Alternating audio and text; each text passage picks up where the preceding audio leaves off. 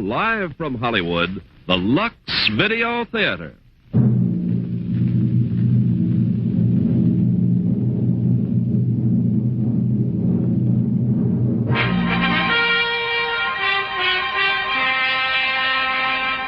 Lux presents Hollywood.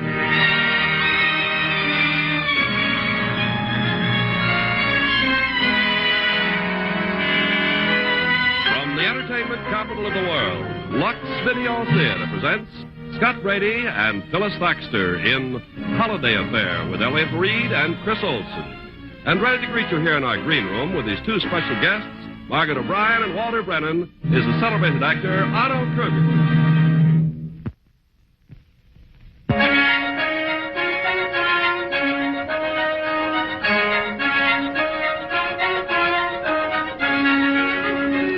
Video Theater presents Phyllis Thaxter and Scott Brady in Act One of Holiday Affair with Elliott Reed and Chris Olsen.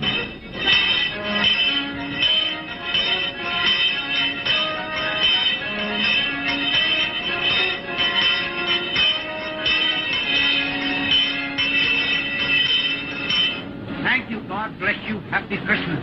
Same to you. Merry Christmas.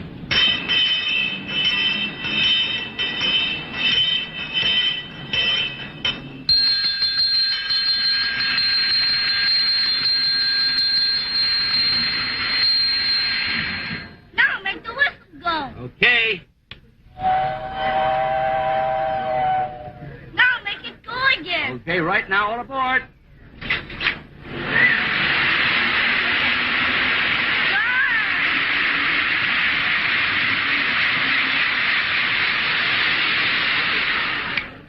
Any paying customers, Mr. Mason? Think they're pretty slack right now, Mr. Gow.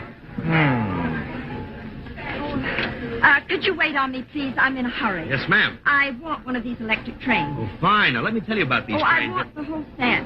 They're fast, safe, or economical. Yes, I know. Hey, you know, you're not letting me earn my salary. Here we go. Let's see now. That'll be... $89.50 plus tax. I have the correct amount right here. Yes, ma'am. Well, we send it. Oh, I'll take it. And don't bother with any fancy wrappings. I'm going to rewrap it anyway.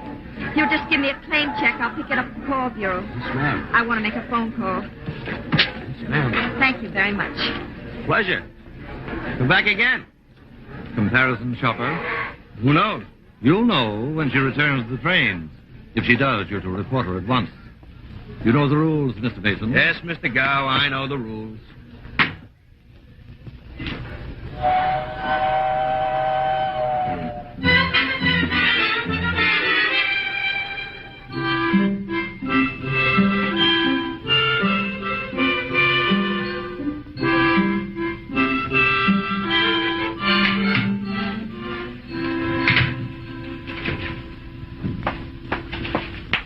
Well, Mr. Ennis. Hi, Mrs. Ennis. Boy, Christmas presents for me? Well, one of them might be. This big one? Big one? Oh, the trains. Trains? Boy, just what I've been hoping for. Oh, no, Timmy, they're not for you. They're for Fisher & Lewis, where I work. I buy them from competing stores, and then we check them over to make sure our competitors aren't underselling them. Oh, but you know all that anyway. Did Carl call? He said he'd be right over. Oh. Well, then I'd better do something about dinner. Darling, I'm sorry. I know how much you want those trains, but we just can't afford them. Hey, my fella got a smile for me? That's better. Now you look just like your daddy. There's Carl. Scoot and wash up. And don't skip anything. Hi. Hi. How's my favorite working girl? Oh, late. I haven't even started dinner yet. Oh, well, I can't say anyway. Why not? Oh, I have to eat with a client. Last minute stuff. We're taking his case into court tomorrow, and I want to brief him on what not to say. Oh, Carla, I'm sorry. Why? Because you won't have anyone to help you with the dishes? Well, you dry a pretty fine platter. And you wash a mighty fine plate. As a matter of fact, we're a pretty good team. Great. But why limit it to the kitchen sink? Marry me, and I'll buy you a dishwasher. Little French deal in a tight skirt. I know. Maybe I'm the one that should be briefed on what not to say. But it is a good idea, Connie. Carl, could you give me a little more time? You've had 2 years. Yes, I know. Oh, Connie. You and Timmy both need someone. He needs a father, and you... Well, you need someone to buy loud neckties for. I certainly bought Ted some buttes. I'd be happy to wear a necktie Carl, like... please, I promise you'll never have to ask me again. If it's yes, I'll ask you. I'll wait. But I sure hope the jury comes in soon. Bye, darling.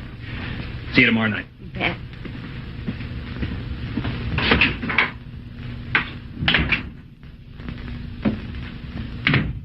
Where's Carl? Oh, he couldn't stay. He had some legal business. Timmy, honey, you like Carl, don't you? Sure, why not? Well, he asked me to marry him again. Are you going to? I might. Oh, look, it really could be wonderful. We could be a real family. Yeah, I guess so. Well, we'll talk about it. Are you ready for dinner, Miss Ennis? Sure, Mrs. Ennis. If you marry him, you won't be Mrs. Ennis anymore. It's late. I better get dinner on.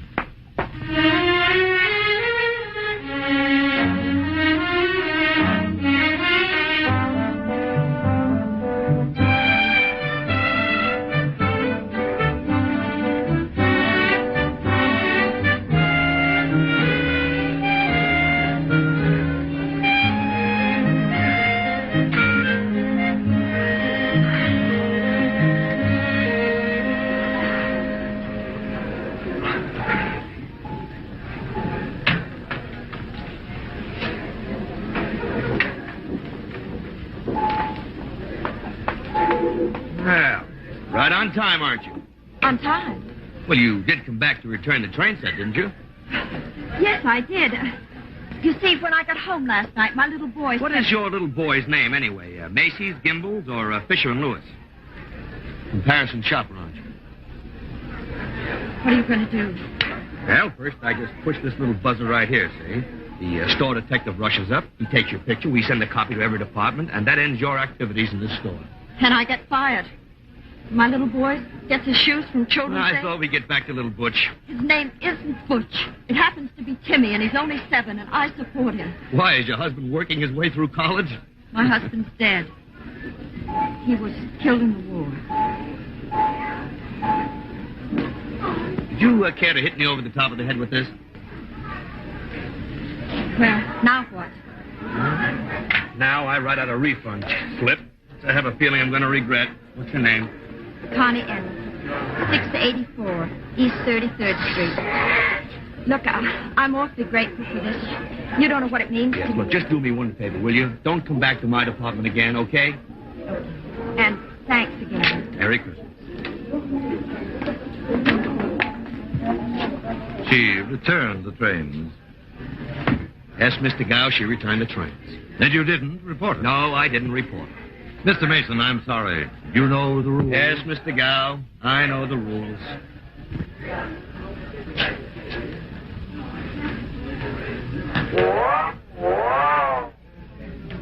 Yes? You advertised a union suit, ripped cotton, fleece line, long sleeves. Darling, You remember. let's see. Your husband should take, you want a 40. Oh, no, I want a 54. A 54. If my wife says 54, it's 54. Hey, what do you mean 54? Fisher and Lewis want to test it for shrinkage. Are you allowed to leave your department? You are if you're fired. Fired? Oh, no, because of me? I was supposed to turn you in. It's a rule. How did they find out? Little floor walkers have big ears. I'm sorry. Right before Christmas time. Is there anything I can do? Well, when I was a working man, I used to eat with the boys, but now I understand. I'll buy you lunch. That's not what I meant at all. And then I'll buy yours. Ma'am, size 54. Are you sure? Yes, I'm sure. Yes, you see, I like them loose.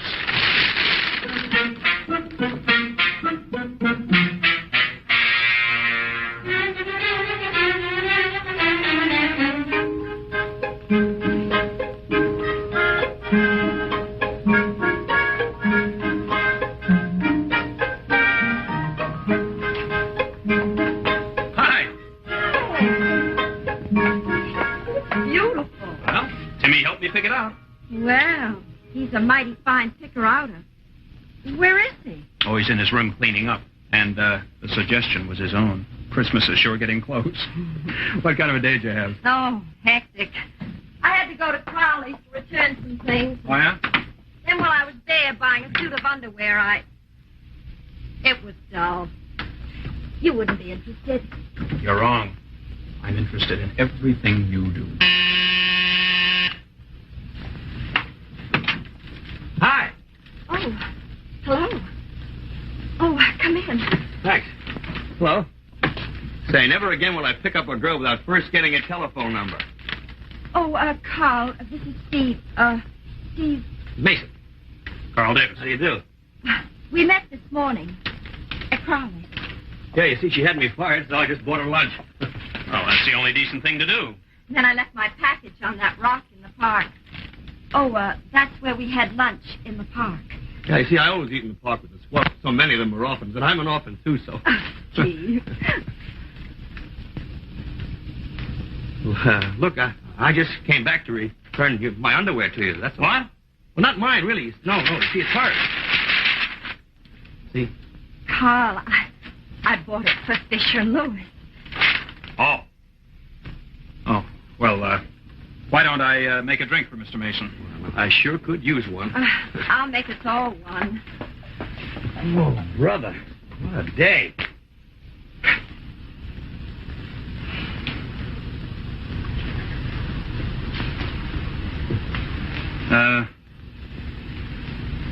So we might have a white Christmas. That's right. Just doesn't seem like Christmas somehow, unless it's white. That's right. Still, we don't seem to get the big snows we used to. Yeah, that's right. Just seems to come down in slush now. Now, well, probably got something to do with the bomb. Hey, that's right. It's Ted, huh? Yeah. Tim's a lot like him, Connie says. Oh, Tim's our little boy. Yeah, I know. Oh? Never did know his father, did he? No. But Connie talks about that all the time. It's wonderful the way she keeps him, well, sort of alive. Is it? What? Well, hi. You must be the Timmy I've heard so much about. I'm Steve Mason. Hi. Hi. Oh, I forgot you two haven't met. Oh, thank you, dear. Thanks. Well, how do you like the man of the house? Kind of looks like you. Nonsense. He's the image of his father. It could be. You work with Carl? Me? Oh, no, Jimmy. See, at the moment I'm, what I'd like to do is build boats. Boats? Uh-huh. Sailboats. I'm buying into a little boatyard out in San Pedro, California. I send him every penny I can save. When you get enough pennies, Hey, are you going Timmy, stop pestering Mr. Mason. to... I'm not pestering, Mom. Now, Timmy, if your mother says But that... gosh, I'm not pestering. I'm just asking some questions, that's all. Now, Timmy, we don't want to have a scene, do we? Not just before Christmas, not with all those presents coming up. Mustn't forget those presents, son. What good are presents if you don't get what you want? Timmy, I don't want his presents. Just a minute, son. And I'm not your son. you go right to your room. Why, I only said I wasn't his son. Well, now, I think you just better do as your mother said. You let me go. Let go. You're not my father. Well, we'll talk about Carl, it. stop it. Let him alone. Of course. Sorry. Goodbye, Connie. Carl, you go right to your room, my young man, and no supper either. Go on. God. Oh, God. Yeah, I just come over to return a package. Look what happens. It had nothing to do with you.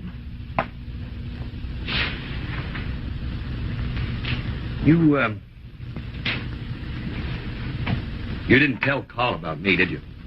No, it wasn't important. Maybe you're not telling him about me made it seem important. Maybe he was saying hands off to me by taking over with Timmy. Maybe that's why Timmy flared up. No. No, it was the train, that electric train. He thought I brought it for him. Well, I explained. I told him he had no right to expect it. Why shouldn't he expect a train? Because I can't afford it. Can't Carl afford it? I don't want Carl to buy it for him. Oh, no. No, that would end it all, wouldn't it? That would sort of move Carl into the family. That would end things the way they've always been, and you don't want that, do you, Tony? I don't know what you're talking about. I do. I knew it in the park this afternoon. Now, we talked for almost an hour, Connie. And what did you tell me about yourself? Nothing. All you talked about was your husband, Ted, the way things used to be. That's what I mean, Connie. You don't want to change. You want the status quo, and if you can't have Ted, you'll make Timmy do. You must be out of your mind. Now, you call him the man of the house, pretend that he looks like his father. You can comb his hair the same way. Connie, you can't live with ghosts. You know everything, don't you? You talk to a girl for an hour in the park and you know everything? Well, put this in your teacup, mister. I'm going to marry Carl. I'm going to tell him so tonight. Okay, I can take a hint.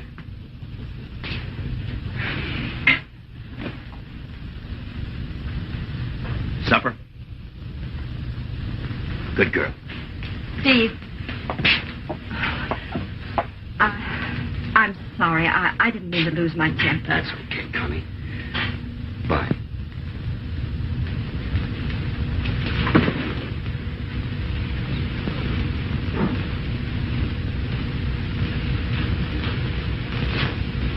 Merry Christmas.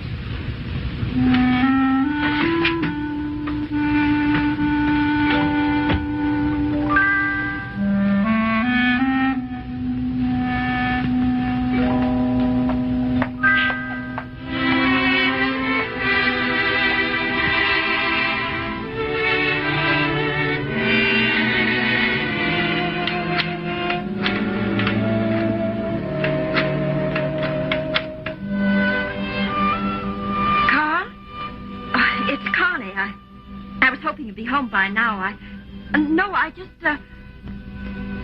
Carl, I told you last night when I made up my mind I'd ask you.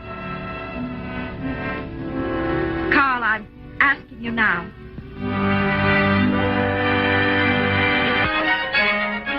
Lux Video Theater presents Scott Brady and Phyllis Thaxter in Act 2 of Holiday Affair with Elliot Reed and Chris Olson.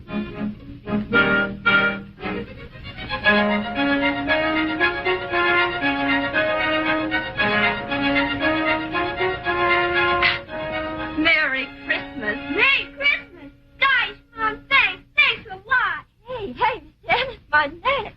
Boy, Mom, you sure fooled me all right, making me think I wouldn't get it, and then... What? Look, I got it almost together.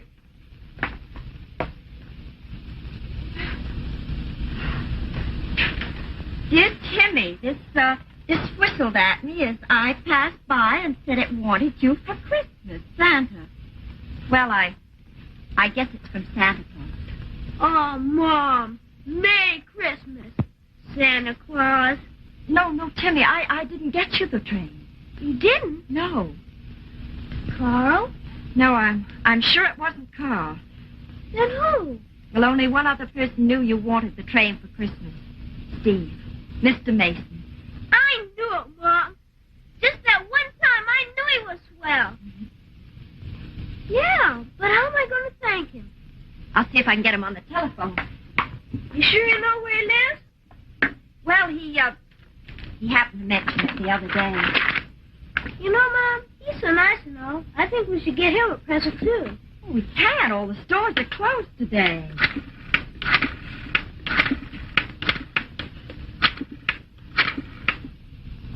Hey, Timmy, those are Carl. And besides, the wallet has his initials on it. And the key ring, too. Not on the tie. Well, Beaumont Hotel. Mr. Steve Mason, please.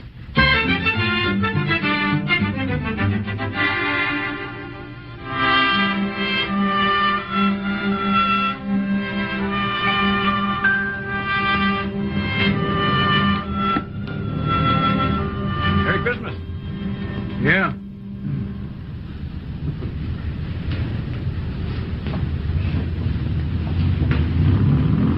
Merry Christmas. Oh, hi. Where's Timmy? He's with his grandparents, my husband's mother and father. Yeah, I checked out of my hotel. How did you find me? Well, the hotel clerk told me you were going to have Christmas dinner with an orphan. Nothing. Okay, next question. Why'd you find me? Well, believe me, it wasn't because Timmy sent you a Christmas present. For me? Wow. Hey, Mac. Me? Yeah. Now, no real gentleman ever appears in public without a tie. And Merry Christmas. Thanks. Say, this really is Christmas. And many of them. Same to you. What a kid. Hey, whatever made him do it? Whatever made you get in that train? Oh, well, he wanted it, and I wanted to. Steve, you can't afford it. I want to pay you back. I'll give some to you now. Not sorry. This is personal, strictly between us men. Besides, I'm loaded. Of course. That's why you checked out of your hotel room? Oh, that. Well, I thought I'd take a cheaper place. Just for the week I'll be here. Oh, are you leaving town? Huh? San Pedro. You know that little boatyard I told you about? I'm tired of trying to buy into it, so I thought I'd, go out there and work into it. Maybe I'll be able to make enough to buy a wedding present. That is, if there's going to be a wedding. Yes, there's going to be a wedding. New Year's Day. Finally, talked you into it, huh? He didn't talk me into anything. He didn't even ask me. I asked him. Okay, fine. Besides, I'm glad I did. At least I know where I stand. With Carl, I feel safe and secure. Oh, cut it out, will you, Connie? Come off. Look, you were married to a man that you were in love with. Now, you ought to know that being loved doesn't mean safe and secure. It means being ready for anything, all the surprises, good and bad. I don't want any more surprises. Every surprise isn't a telegram from the water pot. I'm sorry. I didn't mean to hurt your feelings. I knew I shouldn't have seen you again. Well, you won't anymore. I'll be in California next week, so you can just stop worrying about it. I'm not worrying about it. All right, then Carl can stop worrying. Look, since we're not going to see each other again, you can at least have the decency not to be annoying. Chester, are you the man that gave a man a necktie? That's right. Well, he said it was very nice of you, and he wanted to give you something back. Well, gee, honey, thanks. Now, you go tell the man I said thank you, will you? I can't. He had to go to Brooklyn.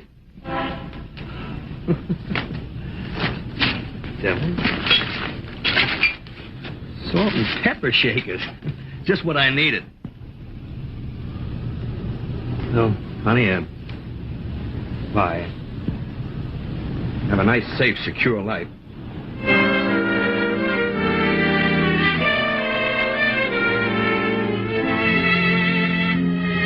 See, Grandpa? When it goes around, it hits the switch right here. And that's what makes that signal go. You see? What they won't be thinking up next. You want to try out one? Yeah, let's see. You know, Carter, he's getting to look more like Ted every day. Now, Mother, I think so, too. Mom, Yeah. did Mr. Mason like his present? Oh, yes, your young man. We're looking forward to meeting him, dear. My young man. Oh, we know you're getting married. Timmy's talked about nothing but Mr. Mason. We're very happy for you, Connie. Hey, wait a minute. I didn't say who. I just said you're getting married. Well, then it isn't Mr. Mason? Of course not. I hardly know the man. I'm going to marry Carl. You remember? Carl Davis. Oh, Carl. Well, I think that's just fine. Father, don't you think that's just fine? Yes, just fine. As a matter of fact, I'm never going to see Mr. Mason again. He's going away. Going away? Yes, dear. He's going to California to build boats. So why don't we just forget about Mr. Mason? That must be Carl. Oh, how do you do, ma'am? I'm looking for Mrs. Ennis. Oh, I'm Mrs. Ennis. Oh, excuse me. Are you the Mrs. Ennis that was sitting on a park bench this morning? If you were? That's me. You know a man named Steve Mason. What's the matter? Something happened to him? Well, not yet. He's in some trouble and seems to think you'll be able to clear it up. Trouble? What kind of trouble? Well, I'm not permitted to talk about it, but if you'll come along with me, why... Oh, yes, of course. I'm going too. No, Timmy, you can't. I got him. My friend, isn't he? All right. Oh, Carl. Mother Ennis, when Carl gets here, tell him to pick us up at the police station.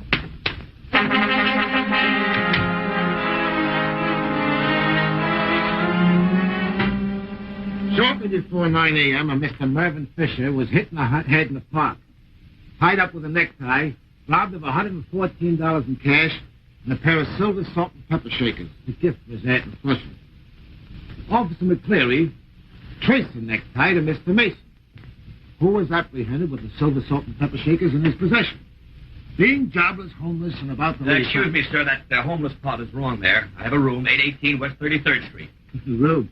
Over there, they got nothing but rat holes. Well, I wish you'd tell that to my landlady. The phone number is circle 53599. But you are leaving town. Yes, as soon as I can. Of course. Now, Sergeant, I'm a lawyer. Well, that's fine. When we need one, we'll call you. And I'll call you when I need a funny cop. I'm defending this man, Sergeant. With your permission, Mason. With my gratitude, Mr. Davis. There's probably no fee. Now, Sergeant, why isn't this Mervyn Fisher here to identify the suspect? Because he didn't see who hit him. And besides, he was late for dinner in Flushing. Furthermore, did Mr. Mason have the stolen money on him? No, but that doesn't mean he couldn't have. Excuse me, but I think I can clear this whole thing up. Please do, ma'am. If Clarence Darrow doesn't object. Well, you see, I was with Mr. Mason in the park this morning, and he gave his tie to a man, a hobo, and then later on a little girl with a balloon on top of her head came back with a present from the hobo. The salt and pepper shakers. A little girl with a balloon on her head? That's rich. That part of it's right, Sarge. She did have a balloon on her head. McCleary, when did you have your last fitness exam? Oh, Would you tell all of us, if a complaint has been lodged against Mr. Mason? What's he got to do with the case anyway? He's my fiancé. Listen, he's my lawyer. Your fiancé? Then what are you doing in the park with this guy on Christmas morning? That has nothing to do with the case. Oh, no? You see, early this morning, an electric train arrived for my son Timmy from Mr. Mason. He's out of work, broke, homeless, and he buys a kid an electric train? Well, he's only been out of work a few days. Oh, yes, just since she had me fired. You had him fired, and he buys your kid an electric train? Why? Allow me. Look, Sergeant, it's Christmas. I wanted to buy someone a present, and I just didn't know anybody else in New York. Is that why you gave the hobo your necktie? Well, no, that was because I had just given him a new tie. You see, when the train arrived for Timmy this morning, he wanted to give Mr. Mason a present. Where were you able to buy a necktie at 8 o'clock Christmas morning? Oh, she had a tie under the tree. It's one of the presents she had from Carl. Oh, I see. Your fiancé's necktie. You see, it was Timmy's tie. Yes, I see. A guy without a job, without a decent bed to sleep in, spends practically all of his money to buy an electric train for a kid he hardly knows. Gives a hobo a present in the park, gets a present from a little girl with a balloon in her hat, because he's wearing a necktie that's engaged to his lawyer. You want to know what I think? Case dismissed. Merry Christmas, Sarge.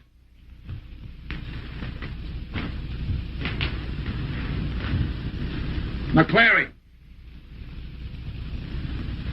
I want to talk to you. Then the mother of the little boy shook her head and said, "Johnny, if you eat one more sliver of turkey, you'll burst." And Johnny said, "Okay, Mom, pass the turkey and get out of my way." More turkey, darling. Not me. Oh, Father, you've had 3. 4, and I can use them. I need strength. I'm going to make a speech. Oh, no. Well, good. To you, Mother, and the 35 years you tried to prove I couldn't get along without you, which I couldn't. For 35 years, all of them good, even the bad ones, because you were with me. Carl, you just be as happy with Connie as I've been with Mother.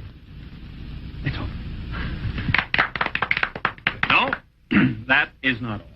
I have a brief statement to make. Good. Well, this is the happiest Christmas of my life. And it's only the beginning. I've never had a family of my own.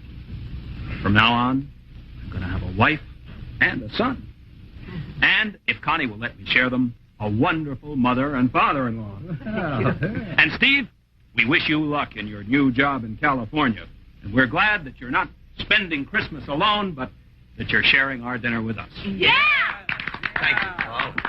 Now, Steve's turn. Oh, no. Yeah, sure. Come on, Steve. Oh, Steve, you must have something to say. Well, I really hadn't planned to say anything, Connie. Okay, you asked for it. Well, first of all, I'd like to say that I think that Carl here is just about one of the nicest fellas I could ever hope to meet. Well, But I think that you ought to marry me. Father, why don't we go get the coffee and the dessert? I'm sorry, Mrs. Ennis, but I really don't think anybody wants it just now, dear. Now, maybe you think it's wrong of me to speak in front of Timmy this way, but I don't see how it can harm the boy to know that two men like his mother, and maybe it's in bad taste to speak in front of Carl. But would it be better I sneaked around and tried to get Connie behind the kitchen stove? I don't think so. And if this is biting the hand that fed me, well, look at my problem. Well, I've walked out of Connie's life a couple of times now, and each time something brings me back. A forgotten package, a train, a cop. Accidents. I'm afraid I can't keep counting on accidents. Besides, I believe that when a man is in love with a girl, he's got the right to ask her to marry him. Any girl. Anybody's girl. Well, what do you say, Connie? I think you better get your hat and coat. That's a fair answer to a fair question. Wish you all a very Merry Christmas.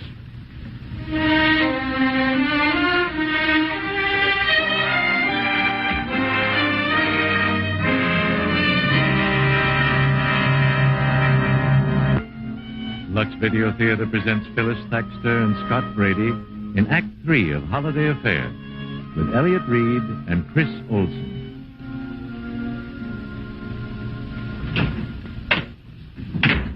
I'm sorry, darling. Not a sign of Timmy. I covered the whole neighborhood.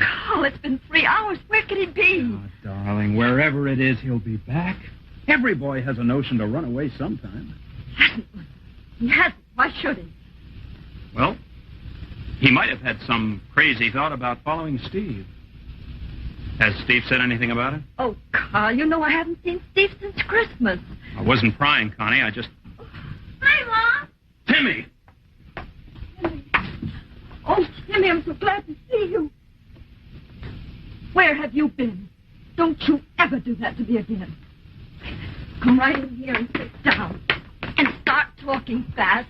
No, Tim, nobody's mad. We just want to know where you've been for 3 hours. Oh, the Crowleys. How?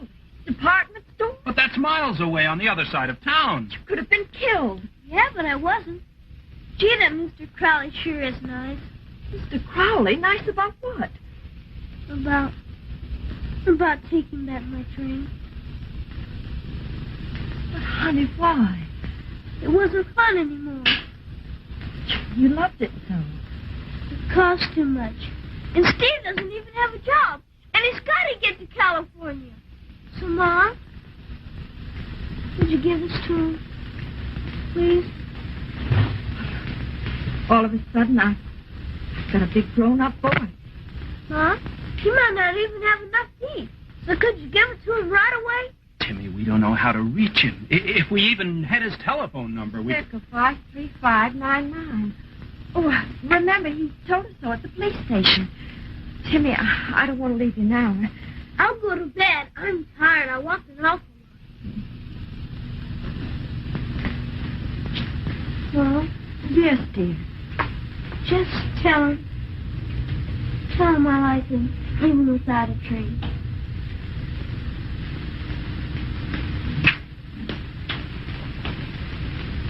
I may have to buy him a box of cigars. He is grown up. Lots of people never learn to give up things they want for someone they love. Oh, he loves you, too. Oh, I know he tried. And perhaps he might in time. But with Steve, it came easy. Well, who can explain why you fall in love? Look, I don't want to leave Timmy now. Carl, would you take this over to Steve for me? Sorry, Connie. Come here. Now, in the case of Connie Ennis versus Carl Davis, I offer certain facts and evidence. Carl. The party of the first part, Connie Ennis, although known and loved by the party of the second part for 2 long years, skillfully avoided any marriage between them. However, upon the entrance of a stranger into her life 9 days ago, said Connie Ennis did suddenly propose said marriage. Steve had nothing to do with it. Furthermore, having heard said stranger's telephone number only once, she remembers it and hesitates returning money to him, which might remove him from her immediate geographic area because, in conclusion, she is fearful of seeing him again.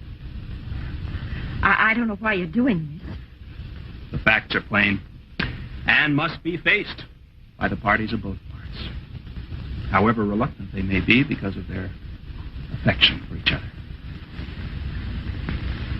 Oh, I'm really awfully fond of you. I know you are, Connie. But I have a sneaking suspicion I ought to see if there isn't somewhere a girl who's in love with me. I'm sorry.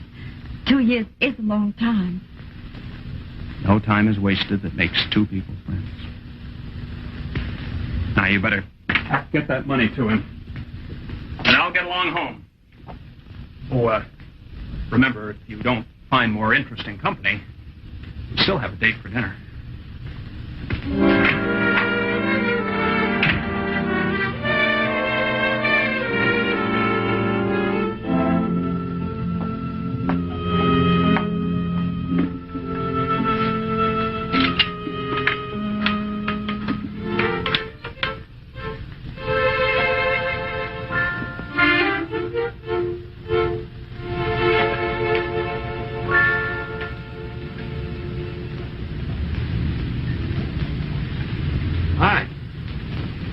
Would you ever go home? Sure, but I come back again.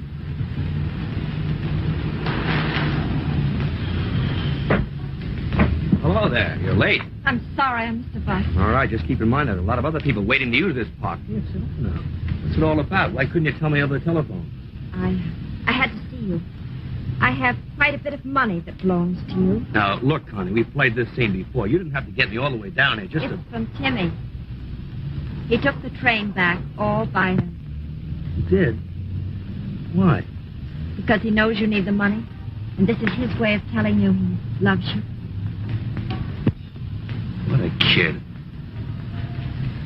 I guess this seems to start the new year off right for all of us. Timmy starts off with a good deed. I start for California. You and Carl start along and... Carl and I aren't starting anything. We're not getting married. Guess that's sort of my cue to step in, huh? I'm not going to, Connie. Nobody asked you to. Wouldn't you like to know why? Well, I'll tell you anyway, even though you've heard it before. You don't want to be in love, Connie. You just want to be safe, not take any chances. You're afraid you might get hurt again. Sure. That's why you tried to keep your husband alive, because you felt that as long as he was alive, no one else could ever hurt you. You know, this isn't just 2 men and a girl. It's 2 men and a girl and a shadow. And I can't fight a shadow, Connie. It's too tough. Well, you were even going to settle Carl, a nice guy with someone you didn't love, so you wouldn't feel that you were being You're so smug, aren't you? You're so smug and so wrong. Just because I have a memory. No, Connie, no. Nobody wants to rob you of anything. But listen, when you try to keep someone alive who's dead, you die a little yourself. And I don't want a girl who's just... All right. You know everything. You're a fortune teller. You see into the soul. Mrs. Status Quo, that's me. No, just Timmy and me. I want a girl who'll drop everything and run to me, who'll love me enough to take all the surprises. Goodbye, Steve. You and I are always saying goodbye, aren't we? No, you've always said goodbye. This time I'm saying it.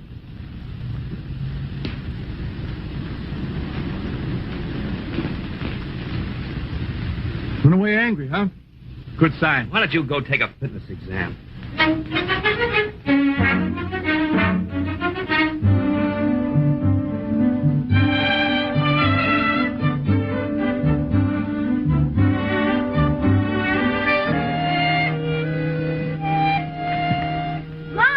Hey, Mom! It's Matt here. Hey! My lipstick! Not mad, are you? No, not really. You know, your printing's improving. Here. Now stand still. What are you doing? Oh, just combing your hair differently. You know, that's not bad. But you always said that... We don't always have to do everything like your daddy. He was he, and you're you.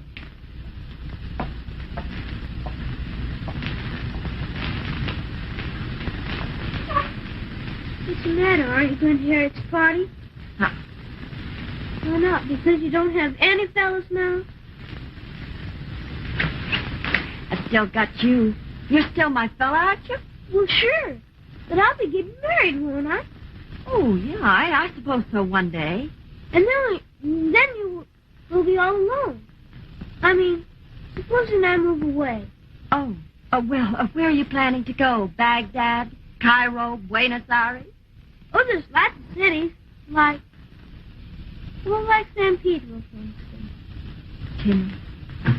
Timmy, would you really like to go to San Pedro? Boy!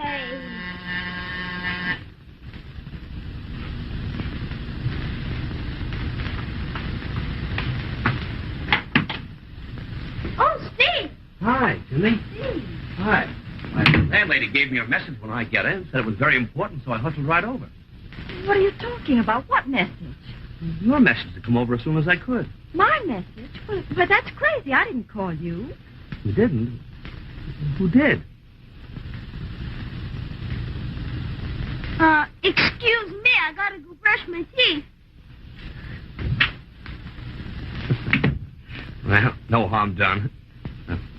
Just one stranger, friend to another, you know. Well, Connie, if you ever need me, Well, as long as you're here, you would. Might help me with the packing. Packing? Yes, and I hope you really like surprises.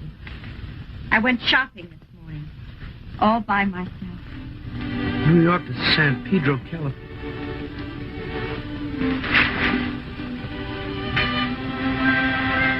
Happy New Year.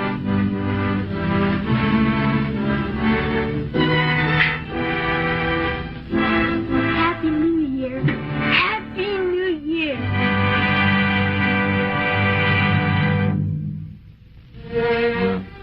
Delightful play. Marvelous performances. Yeah. Well, if I ever thought that I had lost the holiday spirit, I've got it back again. Well, I don't think any of us ever lose the holiday spirit. Well, I sure haven't, Otto. And I guess I'm a couple of years older than Margaret is. You know, I guess as long as we live, we still cling to our childhood toys and pets. And in a minute, Margaret, when our stars join us, I want to hear some more of that story of yours. The film story, you know, about your pet horse, Glory. And now, let's join another star on our show tonight, Miss Susie Q. And she's really a delight. What's your secret, Susie Q? The boys all seem to go for you. It's true the boys all like my style, but the secret is my winning smile. I used to sit home discontent till I discovered Pepsodent. You'll wonder where the yellow went when you brush your teeth with Pepsodent. Only Pepsodent has IMP, the most effective cleaning action. See? It cleans the stains and film away while Irium fights tooth decay. You'll wonder where the yellow went when you brush your teeth with Pepsodent. It tastes good, too, so fresh and clean, and that clean taste really lasts its keen. And while it makes your smile a rave, it also makes your breath behave. So start going steady right away with Pepsodent. Get some today. You'll wonder where the yellow went when you go steady with Pepsodent. Pepsodent, Pepsodent, Pepsodent. The holiday affair really fit into our holiday mood. And everyone was just did an excellent job. Well, it's always exciting to do a Lux show. Well, you're one of our favorite Lux girls, you know. Well, I don't know about that, Otto, but I do know that Lux is my favorite soap. As a matter of fact, it's the only soap in our house. Well, you don't have to tell me that, because seeing is believing, and believe me, seeing is easy. Mm-hmm. And I think Ken Carpenter can explain why. New Lux sets a new... Brady, Chris Olson, and Elliot Reed. Well, I'm very glad. You sit down. Make yourself comfortable. Chris, I thought that you would prefer this. Oh, boy, thanks. How old are you, young man? 9. Well, do you realize you're sitting beside one of the most famous child stars in the country? She's a child star? She's not a child star anymore. She's grown into the most charming, talented young lady. You know, I felt very highly flattered when they asked me to play a role in her new picture, the picture Glory, which is her first grown-up picture. What's it all about? Well, it's about racehorses in Kentucky. Yeah. That's where they say the grass is blue, but I don't believe it. Oh, well, when you see Glory, and you will, because Dave Butler was here 2 weeks ago, and he told us how in Superscope and color that they captured all the beauty of that great southern state. Yeah, but you should see Margaret trying to fight off all these handsome young men. Well, you should see how Mr. Brennan has to fight off Charlotte Greenwood, who plays my grandmother. Say, we do have some darn good brawls, don't we? Yeah, we got a pretty darn good brawl in the sample of our previews. Let me run it, will you? Yeah, I'd like to see it. Luke Calder's born. Margaret and her grandma have been waiting for this, very hopefully, because they expect it's going to get them back in the chips again. And when they hear the news, why, they all rush down to the stable.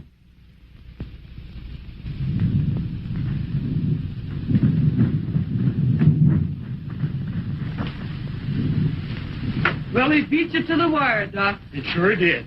Oh. Everything all right, Alexander? I think so. It was a normal presentation, Miss Fielding. Darling. Sure is, Clarabelle, but you get the sex wrong. What you got here is not a colt, but a real nice filly. Philly? Did I hear Philly? And from Ned Otis? You heard me. And a good one, too. She couldn't be good if you had anything to do with it. Good thing you happened along, Ned. You're beautiful. You're the most beautiful foal in the world. Do you know that, huh? Sure you do. Philly, you did this to me, you old buzzard. But, Miss Tildy, ain't you giving me a little too much credit? You come along and put the hex on me tonight just like you did 15 years ago. Ain't you never going to quit blaming me for something that was all your fault? Now, why don't you two forget all that and let yourselves cool out? My fault, he says. There was my poor husband in bed stricken. Me in the throes of despair. It's my fault I didn't enter getaway in the Kentucky Derby. But you said you'd enter him. You were Major Tilby's so-called trainer. It was your business to attend to it. Sure it was, but you kept poking your nose into my business. Nobody but you could enter getaway. It's just like you, Mr. Otis, to blame a helpless female. You lost us a Derby winner. Getaway could have won easy that year. That he rightly could. If you have sense enough to know you got to enter a horse before he can run. Look, Graham, look. She's getting up. Come on. Try someplace there. You can make it. Isn't she wonderful? You know, she's so beautiful, we ought to name her something special. That's right, Miss Clarabelle. She rates the special name. I know. We'll call her Glory. Like it? That's a good name for her, Glory. Well, I've seen the picture, and I know what happens to that beautiful little filly. Yeah. You kind of said like Kentucky Derby feud, but it takes a bit of doing. Yeah. Well, go and see Glory, ladies and gentlemen. Starring Margaret O'Brien, Walter Brennan, and Charlotte Greenwood. And it's an RKO release, and it's well worth seeing. You take my word. You can also take the word of this glamorous Hollywood star. Have you tried new Lux soap? It sets a new standard of complexion care that no other soap can match. Lux, the most popular beauty soap in the whole wide world, now comes to you wrapped, sealed, and protected in new gold foil. New Lux, sealed in gold, to give you the fresh, glowing complexion that's so typical of today's most popular Hollywood stars. Like Jan Sterling here. She's beautiful, and her complexion is too. But you don't have to be a movie star to have a movie star's complexion. That's the beauty of New Lux. Your skin can be young-looking, radiant, alive, glowing. Lux Care can do for you what it does for Jan Sterling and 9 out of 10 Hollywood stars. There's a wonderful difference in New Lux. You'll smell the difference. An enchanting New Lux fragrance, as carefully protected as the finest of French perfumes. You'll see the difference in New Lux. See its dazzling whiteness. You'll love the way your skin looks when you use Lux regularly. New Lux in Reynolds Gold Foil is a fabulous improvement over toilet soaps wrapped in ordinary paper. Get New Lux in Gold Foil tomorrow. Now in stores everywhere.